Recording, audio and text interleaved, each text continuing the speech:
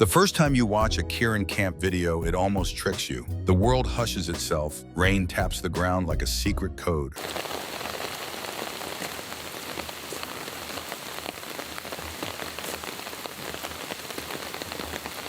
Her dog breathes softly in the background, and a tiny stove flame dances in a calm forest clearing. It feels perfect, too perfect. But what if we told you that behind this soothing silence lies a truth she never speaks about on camera? That this peaceful world hides an entirely different story, one stitched together with cold, loneliness, dangerous nights, and a level of hardship most viewers never imagine? Today, we're pulling back that soft, serene curtain and revealing the part of Kirin's journey no one ever sees. The part that begins long before the tent stands and lingers long after the fire goes out. Kirin does not talk in her videos, but her silence is not effortless.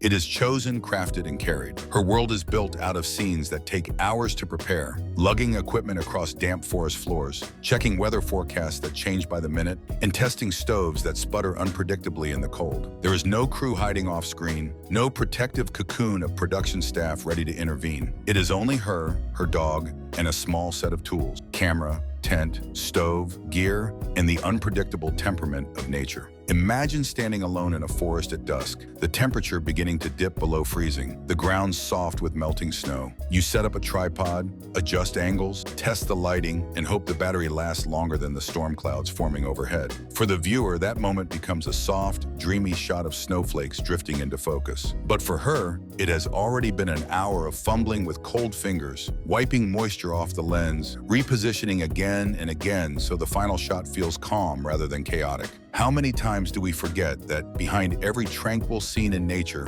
someone might have been shivering, squinting, or quietly worrying about how quickly daylight was disappearing? And then there is the wait. Viewers see a tent magically appear, standing proud and clean in the middle of the forest. But every piece of gear, the tent poles, canvas, and the pegs hammered into stubborn ground, must be carried there. Sometimes the soil is soft, sometimes it is frozen, and sometimes the rain begins halfway through setup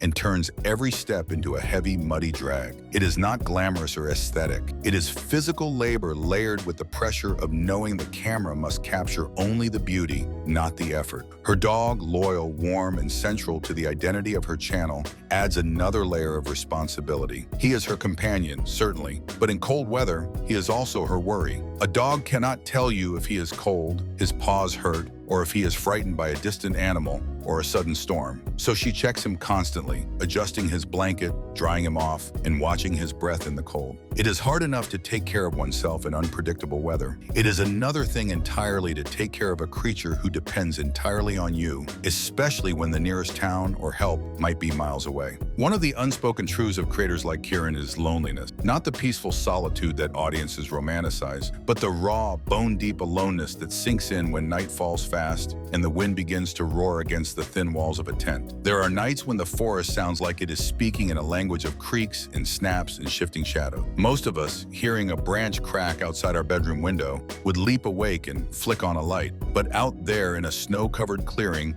with only a thin barrier of nylon between you and the dark, you have only your breath and your instincts. It is in these moments that the silence becomes heavy rather than serene. Does the viewer ever consider this while watching a perfect nighttime scene lit only by a small lantern? How much bravery is hidden beneath that quiet? How much fear does she swallow in order to maintain the illusion of calm? The camera does not reveal the moment she hesitates before stepping out of the tent into the icy dark to secure a loose stake, the uneasy glance at shadows moving between trees, and the way the cold air burns her lungs when she takes a deep breath to steady herself. But she steps out anyway, because the tent must hold, stove must stay lit, and her dog must stay warm. And the story, the soft, wordless story she is building for her viewers, depends on her being able to endure discomfort that most of us rarely touch. This is the paradox of her work. The more peaceful and effortless the final video appears, the harder the unseen labor behind it must have been. People often assume that camping in beautiful places is inherently joyful, but the truth is more complicated. Beauty does not care if you slept poorly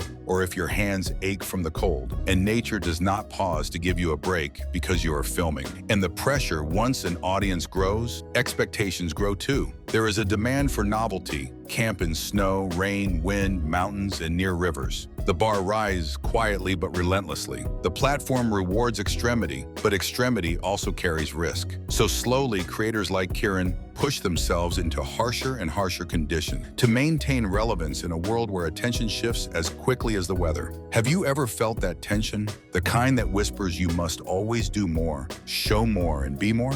If the peaceful, gentle version of your life is what people love, do you start shaping your real experiences just to keep them satisfied? Burnout does not look the same in nature as it does in an office. It looks like waking at dawn and feeling your legs protest as you kneel to gather firewood, forcing yourself to smile inwardly at the hyena of a new video even when your back aches from sleeping on uneven ground and hearing the rain drum against your tent, knowing you must go out anyway.